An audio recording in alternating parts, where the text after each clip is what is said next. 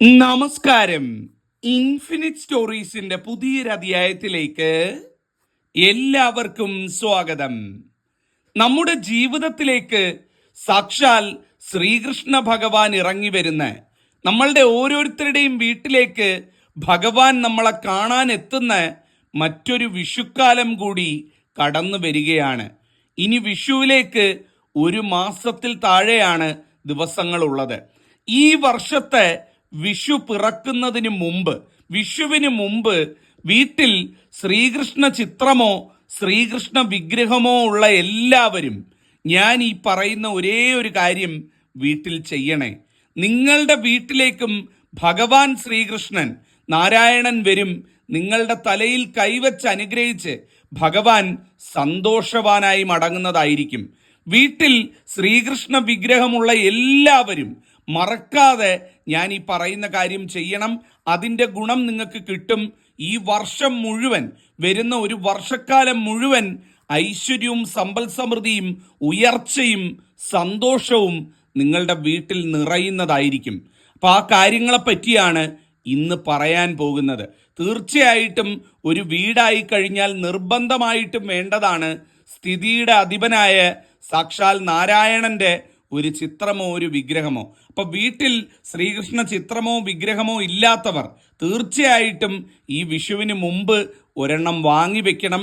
അത് നിങ്ങൾക്ക് എല്ലാ ഐശ്വര്യവും പ്രദാനം ചെയ്യുന്നതായിരിക്കും. അപ്പൊ ഇനി എന്താണ് ചെയ്യേണ്ടത് എന്നുള്ളത് ഞാൻ നിങ്ങൾക്ക് ഓരോന്നായിട്ട് പറഞ്ഞു തരാം.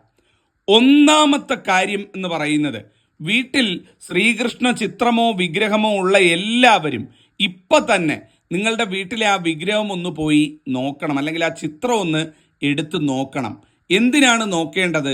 ഏതെങ്കിലും രീതിയിൽ ആ ചിത്രത്തിനോ വിഗ്രഹത്തിനോ പൊട്ടലോ വിള്ളലോ ഉണ്ടോ എന്നുള്ള കാര്യം അടിമുടി ഒന്ന് പരിശോധിക്കണം. വേറെ ഒന്നും കൊണ്ടല്ല, നമ്മൾ ഈ പൊട്ടിയ വിഗ്രഹമാണ് നമ്മൾ വിഷുവിന് കണി കാണാനും വിളക്ക് കത്തിക്കാനും ദിവസേന വിളക്ക് കത്തിക്കാനും ഒക്കെ ഉപയോഗിക്കുന്നത് എന്നുണ്ടെങ്കിൽ അതിൽ പരം ഒരു ദോഷം നമുക്ക് വേറെ ഇല്ല എന്നുള്ളതാണ്. ഒരിക്കലും അത് വെച്ചില്ലെങ്കിൽ പോലും, ഇപ്പൊ ശ്രീകൃഷ്ണ വിഗ്രഹം വെച്ചില്ലെങ്കിൽ പോലും പൊട്ടിയത്, വിള്ളൽ വീണത് വീട്ടിൽ വെക്കരുത്. അത് നിങ്ങളെ കൊടിയ ദാരിദ്ര്യത്തിലേക്ക്, നിങ്ങളുടെ എല്ലാ നന്മയും നശിപ്പിച്ചു കളയും. കഷ്ടതയും ദുരിതവും മാത്രമായിരിക്കും ബാക്കിയാവുന്നത്. അതുകൊണ്ട് എല്ലാവരും, ഈ വീഡിയോ കാണുന്ന എല്ലാവരും ഇപ്പം തന്നെ ഒന്ന് അടിമുടി നോക്കുക.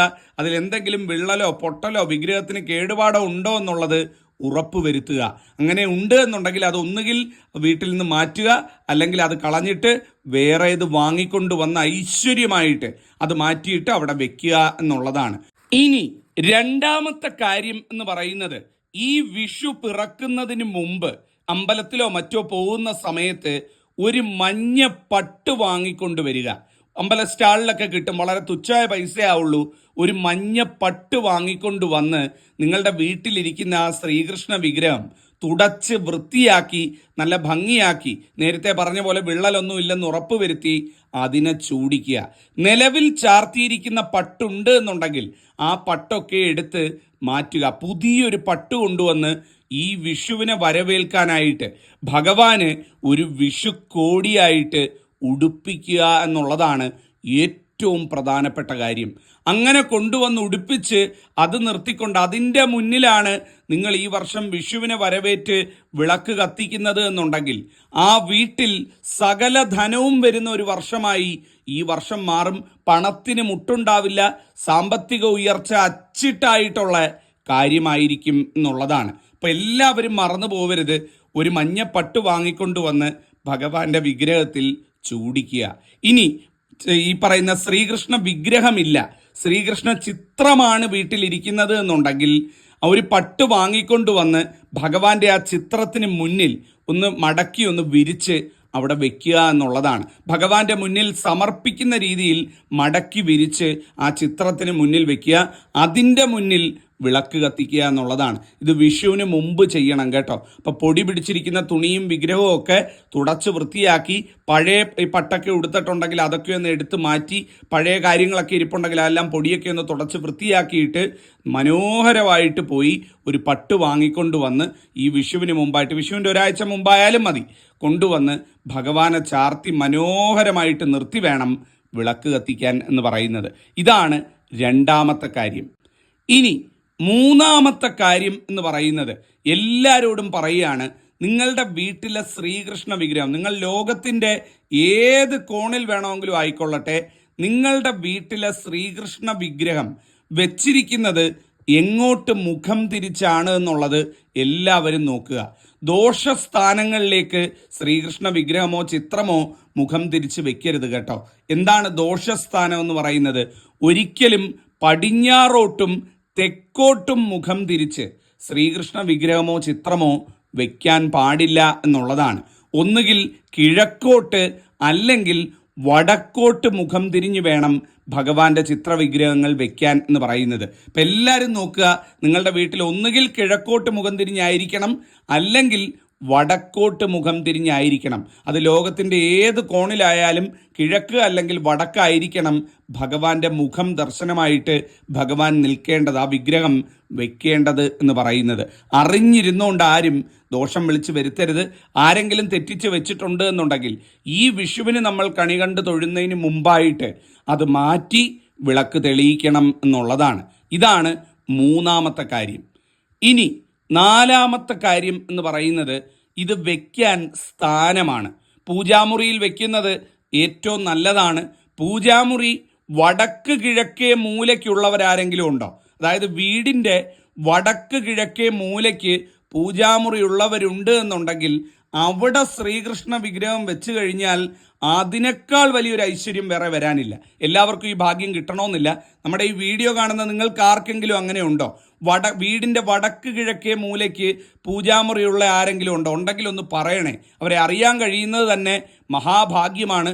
വാസ്തുപരമായിട്ട് ഏറെ ശ്രേഷ്ഠമായിട്ടുള്ള ഒരു വീട്ടിലാണ് നിങ്ങൾ താമസിക്കുന്നത്. അപ്പോൾ ആ വടക്ക് കിഴക്കേ മൂലയ്ക്കാണ് നിങ്ങളുടെ പൂജാമുറി എന്നുണ്ടെങ്കിൽ അവിടെ ശ്രീകൃഷ്ണ വിഗ്രഹം വെച്ച് കഴിഞ്ഞാൽ ആ വീട് ജെറ്റ് പോലെ കുതിച്ചുയരുമെന്നാണ് പറയുന്നത്. ഐശ്വര്യം നിറഞ്ഞു തുളുമ്പുമെന്നാണ് പറയുന്നത്. അപ്പം പൂജാമുറി ഉള്ളവർ പൂജാമുറിയിൽ വെക്കുക, വടക്ക് കിഴക്ക് പൂജാമുറി ഉള്ളവർക്ക് അവിടെ വയ്ക്കാം.